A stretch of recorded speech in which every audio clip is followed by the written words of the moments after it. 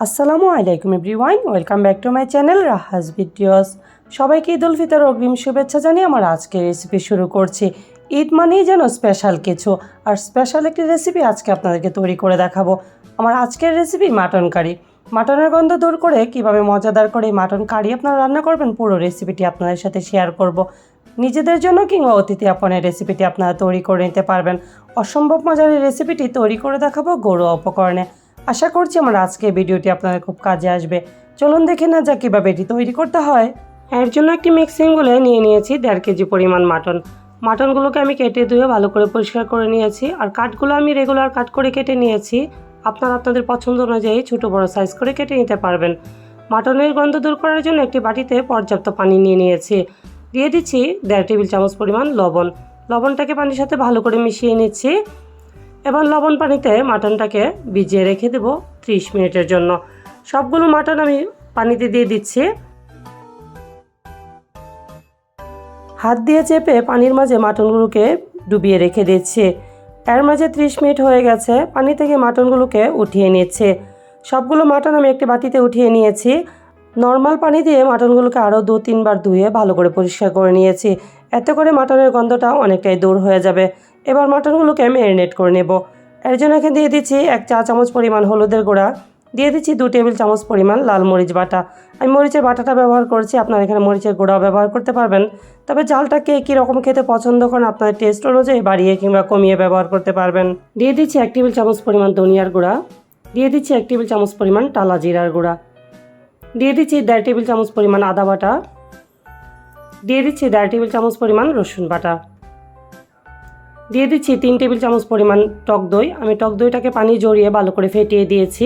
দিয়ে দিচ্ছি 2 টেবিল চামচ পরিমাণ পেঁয়াজ বাটা, রান্নার সুন্দর একটা গ্রেভি তৈরি করবে। দিয়ে দিচ্ছি 1 টেবিল চামচ পরিমাণ পেস্তা বাদাম বাটা, দিয়ে দিচ্ছি 2 টেবিল চামচ পরিমাণ কাঠবাদাম বাটা। আমি এখানে পেস্তা বাদাম কাঠবাদাম দুটো ব্যবহার করেছি, আপনারা আপনাদের পছন্দ অনুযায়ী যে কোনো বাদাম ব্যবহার করতে পারবেন। দিয়ে দিচ্ছি 3 টেবিল চামচ পরিমাণ খাঁটি সরিষার তেল। মাটন কারিটা অবশ্যই আপনারা সরিষার তেল দিয়ে রান্না করবেন, এতে করে মাটনের গন্ধটা অনেকটা দূর হয়ে যাবে। দিয়ে দিচ্ছি স্বাদ মতো লবণ। এবার সবগুলো উপকরণ মাংসের সাথে ভালো করে মাখিয়ে নিচ্ছি। কাজটা আপনাদেরকে হাতের সাহায্যেই করতে হবে, তাহলে মাংসের গায়ে গায়ে মশলাগুলো ভালো করে মাখানো হবে। মাংসগুলো যখন মশলা দিয়ে ভালো করে মাখানো হয়ে গেছে, এবার রেস্টে রেখে দেবো 2 ঘন্টা। চেষ্টা করবেন হাতের কাছে সময় থাকলে অবশ্যই মাংসটা রেস্টে রেখে দিয়ে তারপর রান্না করার জন্য। এতে করে মাংসটা রান্নার পর অনেকটা সফট হবে, মাংসের গন্ধটাও অনেক দূর হয়ে যাবে। এবার ঢাকনা দিয়ে ঢেকে একটা সাইডে রেখে দিচ্ছি। 2 ঘন্টা পর ঢাকনাটাকে উঠিয়ে নিয়েছি, মাংসগুলোকে আবারও হাত দিয়ে ভালো করে মাখিয়ে নিয়েছি। এবার চলে যাচ্ছি মূল রান্নায়। মাটন কারি রান্নার জন্য চুলায় একটি হাঁড়ি বসিয়ে দিয়েছি। এর মাঝে দিয়ে দিচ্ছি খাঁটি সরিষার তেল। আমি এখানে 1 কাপ পরিমাণ তেল ব্যবহার করছি। দিয়ে দিচ্ছি 1.5 কাপ পরিমাণ পেঁয়াজ কুচি। এবার পেঁয়াজগুলোকে হালকা ব্রাউন কালার করে ভেজে নিচ্ছি। পেঁয়াজগুলো যখন সফট হয়ে এসেছে, অ্যাড করে দিচ্ছি 5টা সবুজ এলাচ। এলাচটাকে আমি সামান্য থেতলে দিয়েছি। দিয়েছি একটা কালো এলাচ কিংবা বড় এলাচ, দিয়েছি 2 টুকরো দারুচিনি, দিয়েছি 2টো তেজপাতা। তেজপাতাটাকে আমি মাঝখান থেকে চিড়ে দিয়েছি। মশলাগুলোকে পেঁয়াজের সাথে সামান্য ভেজে নিচ্ছি, এতে করে মশলা থেকে সুন্দর একটা অ্যারোমা ছড়াবে। এইভাবে করে পেঁয়াজগুলোকে আমি ব্রাউন কালার করে ভেজে নিয়েছি। পেঁয়াজগুলো যখন ব্রাউন কালার হয়ে এসেছে, দিয়ে দিচ্ছি আগে থেকে ম্যারিনেট করে রাখা মাটন। দিয়ে দিচ্ছি একটা বড় সাইজের টমেটো আমি পেস্ট করে নিয়েছি। এবার নেড়ে চেড়ে মাংসের সাথে ভালো করে মিশিয়ে নিচ্ছি। চুলার তাপ মিডিয়ামে রেখে মাটনগুলোকে আমি কষিয়ে নেব। দিয়ে দিচ্ছি 1 টেবিল চামচ পরিমাণ ভর্তি করে কাশ্মীরি লাল মরিচের গুঁড়া। হাতের কাছে থাকলে এটি অবশ্যই দিবেন, এতে করে রান্নায় সুন্দর একটা কালারও আসবে, সুন্দর একটা অ্যারোমা ছড়াবে। এবার মরিচের গুঁড়াটাকে মাংসের সাথে ভালো করে মিশিয়ে দিচ্ছি। চুলার তাপ মিডিয়ামে রেখে মাংসগুলোকে কষিয়ে নেব, কারণ মাংস থেকে অনেকটাই পানি ছাড়তে শুরু করেছে। মাংসের পানিগুলো টেনে আসা পর্যন্ত মাংসগুলোকে ভালো করে কষিয়ে নিচ্ছি। এবার ঢাকনা দিয়ে ঢেকে একটা চুলায় বসিয়ে দিচ্ছি। মাটন কারি রান্নার জন্য একটা স্পেশাল মশলা তৈরি করে নেব।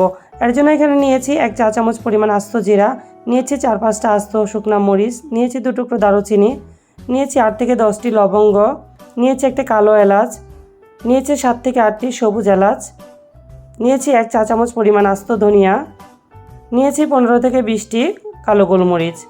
এবার সবগুলো মশলা আমি শুকনো খোলায় ঢেলে নিচ্ছি। চুলার তাপ একেবারে লো ফ্লেমে করে 4 থেকে 5 মিনিট মশলাগুলোকে ঢেলে নিচ্ছে, এতে করে মশলা থেকে সুন্দর একটা অ্যারোমা ছড়াবে। মশলাগুলো ভাজা হয়ে গেছে, এবার একটা ব্লেন্ডার জারে মশলাগুলোকে গুঁড়ো করে নিচ্ছে। আপনারা চাইলে শিলপাটায় গুঁড়ো করে নিতে পারবেন। আর এই মশলাটা আমরা স্পেশালভাবে রান্নায় ব্যবহার করব। এর মাঝে মাংসগুলো কষানো হয়ে গেছে, মাংসের পানিটাও টেনে এসেছে। ঢাকনাটাকে উঠিয়ে নিচ্ছি আর আপনাদেরকে দেখিয়ে দিচ্ছি।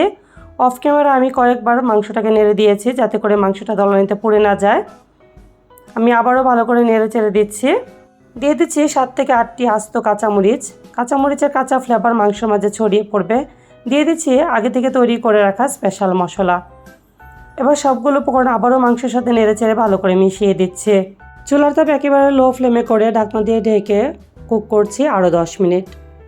10 মিনিট পর ঢাকনাটাকে উঠিয়ে নিচ্ছি, আবারও নেড়ে চেড়ে দিচ্ছি যাতে করে তলানিতে মাংসটা পুড়ে না যায়। দিয়ে দিচ্ছি 1 টেবিল চামচ পরিমাণ পেঁয়াজ বেরেস্তা।